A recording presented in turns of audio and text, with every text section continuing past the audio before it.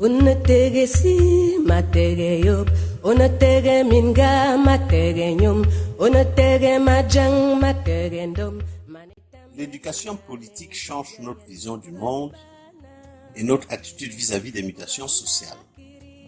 Elle nous donne des outils d'analyse pour comprendre les lois qui gouvernent le développement d'une société et nous vaccine contre les dérives tribalistes et les manœuvres de diversion. Plus nous aiguisons notre conscience politique, plus notre comportement social change. Nous cessons d'être des simples objets que l'on manipule, nous devenons des sujets et acteurs de l'histoire, des maîtres de notre destin social avec tous les droits et devoirs que cela implique. Leçon numéro 16.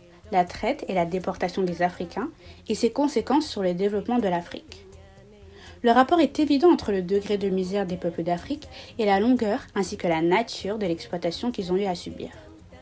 L'Afrique est profondément marquée par les crimes des trafiquants d'esclaves. Jusqu'à présent, ses possibilités d'avenir sont trop limitées. À proprement parler, l'Africain ne devenait esclave que quand il arrivait en Amérique ou en Europe où il travaillait comme esclave. Avant, il était un homme libre, puis un captif.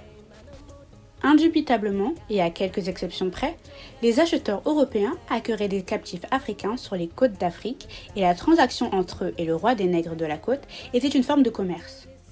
Cependant, dans l'ensemble, le processus par lequel on obtenait des captifs n'était pas du commerce du tout. Cela se faisait par la guerre, attaque à main armée et le kidnapping. Une sorte de flou est entretenu par les chercheurs européens sur le nombre d'Africains extraits de l'Afrique pendant les 300 ans de traite. Pour se blanchir, les Européens tentent de minimiser les chiffres. C'est ainsi que d'après eux, en 300 ans, ils n'auraient pris que 10 millions d'hommes de l'Afrique. Dans le même temps, on essaie de nous faire gober l'ineptie selon laquelle 6 millions de Juifs auraient été tués en 6 ans par les nazis. On a évalué à 200 millions la perte en hommes et femmes causée en Afrique par la traite.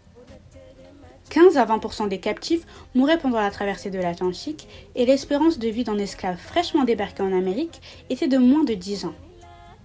La perte massive de force de travail pour l'Afrique était aggravée par le fait que les captifs étaient choisis parmi les jeunes hommes et femmes les plus vigoureux.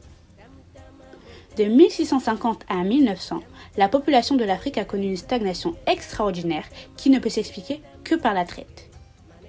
Il pourrait sembler que la traite n'ait pas affecté de façon négative certaines régions d'Afrique parce qu'elles n'exportaient pas directement des esclaves. Il n'en est rien.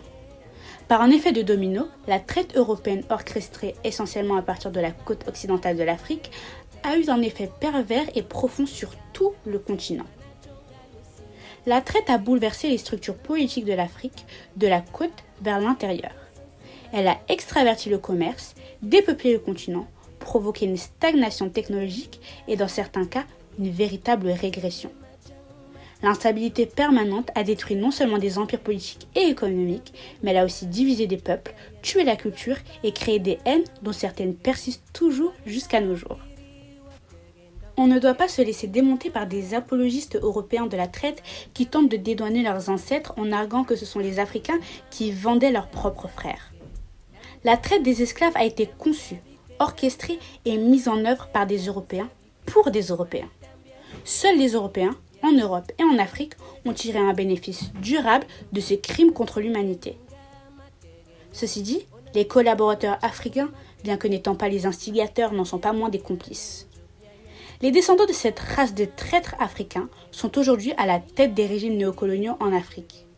Ils servent également en Europe et en Amérique, avec beaucoup de fierté dans des institutions comme la Banque mondiale et le FMI, les deux organisations négrières des temps modernes.